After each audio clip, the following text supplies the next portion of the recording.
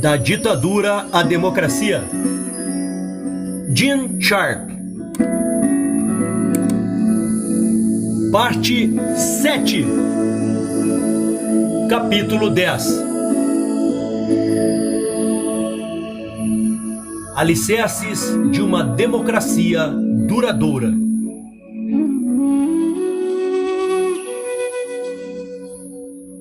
A desintegração de uma ditadura é evidentemente motivo de grande regozijo. Os que sofreram e lutaram duramente por muito tempo merecem desfrutar de um momento de alegria, descontração e reconhecimento. Devem sentir-se orgulhosos de si mesmo e de todos os que combateram ao seu lado pela conquista da liberdade política. Nem todos chegarão a ver esse dia. Os vivos e os mortos serão recordados como heróis que ajudaram a escrever a história da liberdade no seu país. Infelizmente, porém, não é hora de baixar a guarda. Mesmo quando a ditadura é derrubada pelo desafio político, é necessário tomar as precauções necessárias para evitar que um novo regime opressor surja da confusão provocada pela queda do anterior. Os dirigentes das forças pró-democrática devem preparar antecipadamente uma transição ordeira para a democracia. As estruturas ditatoriais terão de ser desmanteladas e será necessário definir as bases jurídicas e constitucionais, bem como as normas de conduta de uma democracia estável. Não se deve pensar que a queda da ditadura dará imediatamente lugar a uma sociedade ideal. A desintegração da ditadura é apenas o ponto de partida para um longo e árduo caminho de aperfeiçoamento da sociedade e de satisfação das necessidades humanas de uma forma mais adequada e num contexto de maior liberdade. Os problemas graves nos planos políticos, econômicos e sociais permanecerão durante anos, e a sua resolução exigirá a cooperação de muitos indivíduos e grupos. O novo sistema político deverá criar oportunidades para indivíduos com perspectivas diferentes, promover medidas que permitam continuar a realizar um trabalho construtivo e definir políticas que respondam aos problemas do futuro.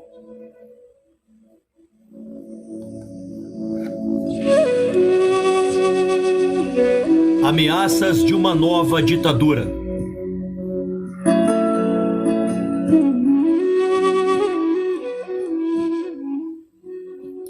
Aristóteles alertou-nos há muito tempo para o fato de a tirania também poder transformar-se em tirania.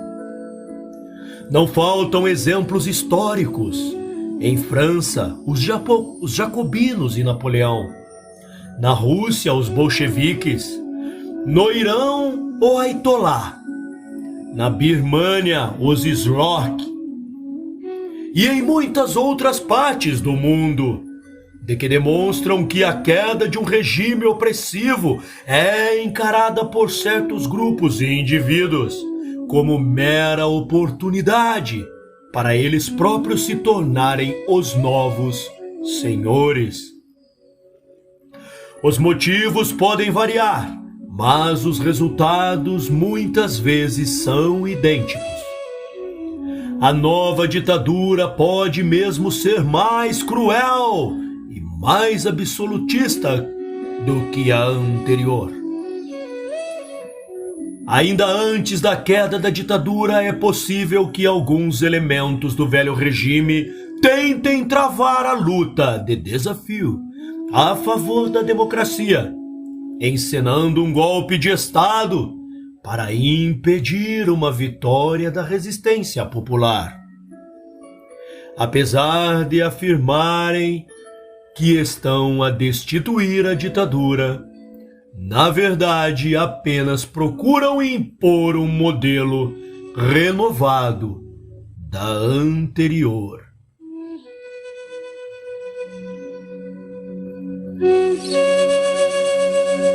Inviabilização dos golpes de Estado.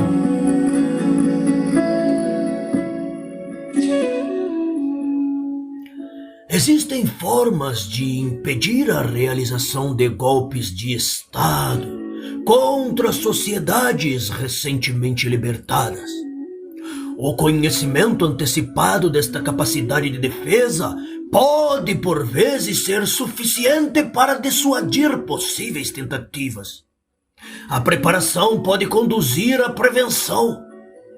Logo que um golpe de Estado é desencadeado, os golpistas reclamam legitimidade, ou seja, a aceitação do seu direito moral e político de governar. O primeiro princípio fundamental da defesa contra o golpe de Estado é, pois, recusar-lhes esta legitimidade. Os golpistas também precisam de apoio dos dirigentes civis e da população, seja ele confuso ou meramente passivo. Necessitam ainda da cooperação de especialistas e conselheiros burocratas e funcionários públicos, administradores e juízes, a fim de consolidarem o seu controle sobre a sociedade. Precisam, além disso, de que os múltiplos indivíduos que fazem funcionar o sistema político, as instituições sociais, a economia, a polícia e as forças militares se submetam de forma passiva e continuem a exercer as funções suas habituais, modificadas segundo as suas ordens e políticas.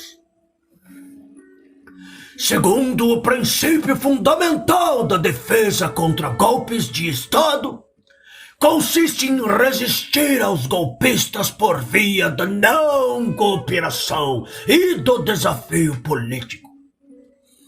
Devem ser-lhes negada a cooperação e a assistência de que necessitam. No essencial, as mesmas formas de luta que foram usadas contra a ditadura devem ser usadas para combater a nova ameaça, embora com aplicação imediata. Se a legitimidade e a cooperação forem negadas, o golpe de Estado pode morrer por inanição política, sendo a resposta a possibilidade de construir uma sociedade democrática.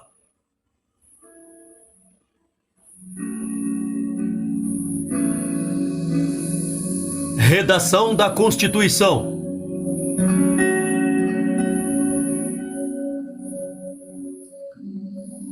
O novo sistema democrático precisará de uma Constituição que defina o enquadramento desejado para o governo democrático.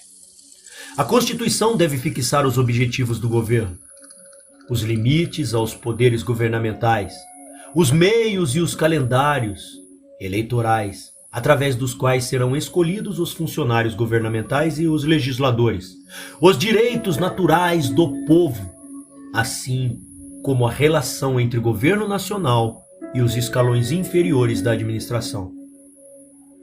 Se quiser permanecer democrático, o governo central deverá estabelecer uma separação clara entre os poderes legislativo, executivo e judicial. Será necessário impor fortes restrições às atividades da polícia, dos serviços de informações e das forças militares, a fim de proibir toda e qualquer ingerência política.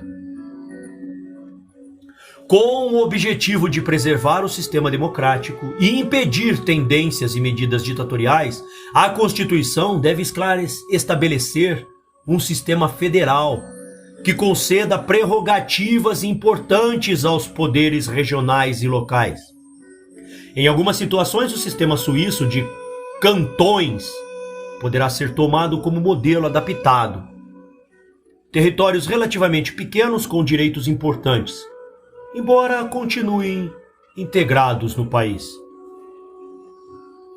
Se na história recente do país libertado tiver existido uma Constituição que contemple muitas datas características, o procedimento sensato será simplesmente recuperá-la, acrescentando as emendas consideradas necessárias e desejáveis. Na ausência de um texto constitucional mais antigo, mas adequado, poderá ser necessário recorrer a uma Constituição provisória. Caso contrário, deverá redigir-se um novo texto. A preparação de uma nova Constituição é uma tarefa que exige muito tempo e reflexão. A participação popular neste processo é desejável e necessária para a ratificação de um novo texto ou das respectivas emendas. Os redatores devem ser muito cautelosos para não incluírem promessas que mais tarde se revelem impossíveis de cumprir, ou provisões que exijam um governo altamente centralizado, pois ambas podem facilitar o aparecimento de uma nova ditadura. Os termos da Constituição devem ser facilmente compreensíveis para a maioria da população. Nenhuma Constituição deve ser tão complexa ou ambígua que só os juristas e as outras elites consigam compreendê-la. Ouviu, Brasil?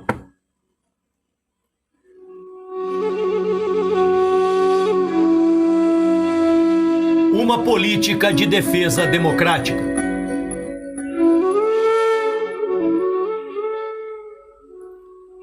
O país libertado pode ainda enfrentar ameaças externas que exijam a capacidade de defesa.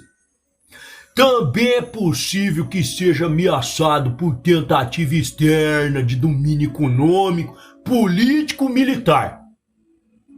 Com vista a manter democracia interna, deverá ser concedida especial atenção à aplicação dos princípios fundamentais do desafio político, às necessidades de defesa nacional. Ao colocarem a capacidade de resistência diretamente nas mãos dos cidadãos, os países recentemente libertados poderão evitar a necessidade de reunir uma forte capacidade militar, que poderia em si mesma constituir uma ameaça para a democracia, ou consumir vastos recursos econômicos indispensáveis a outros projetos.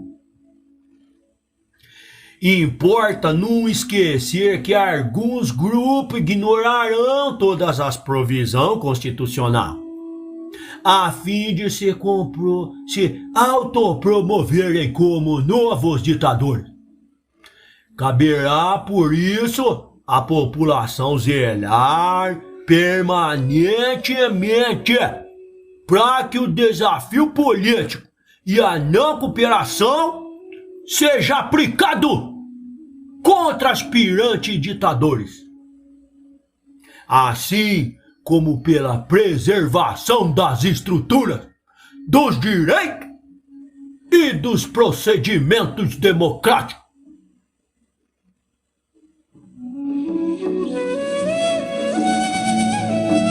Uma responsabilidade meritória.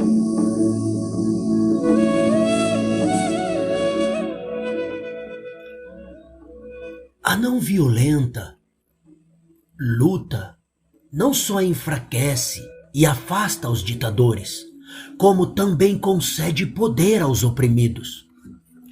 Esta técnica permite aos que outrora se sentiam reduzidos a meros peões ou as vítimas exercerem o poder diretamente para, com o próprio esforço, conquistarem mais liberdade e justiça. Esta experiência de luta tem consequências psicológicas importantes, contribuindo para aumentar a autoestima e a autoconfiança que anteriormente não tinham poder. Uma importante consequência positiva a longo do prazo do recurso à luta não violenta para instituir um governo democrático é o fato de a sociedade se tornar mais capaz para enfrentar problemas presentes e futuros.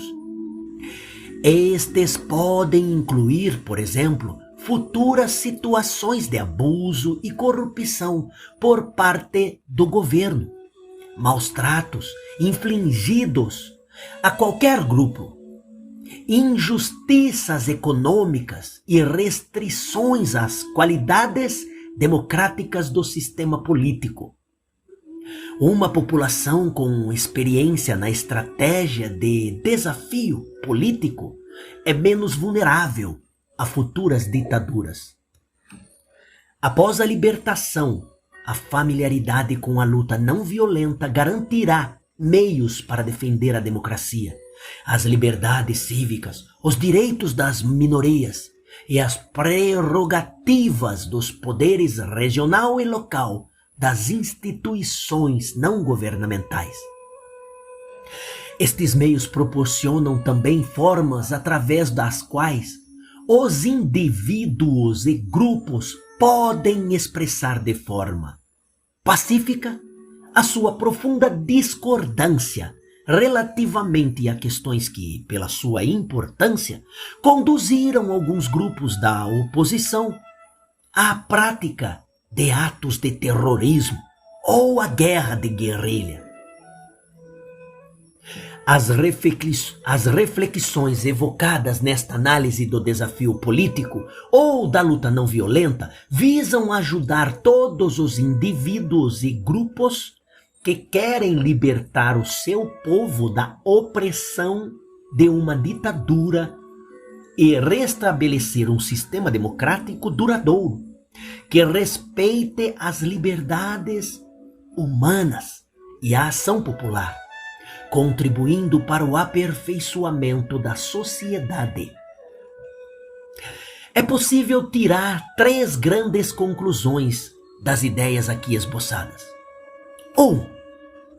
A libertação do jugo da ditadura é possível. 2.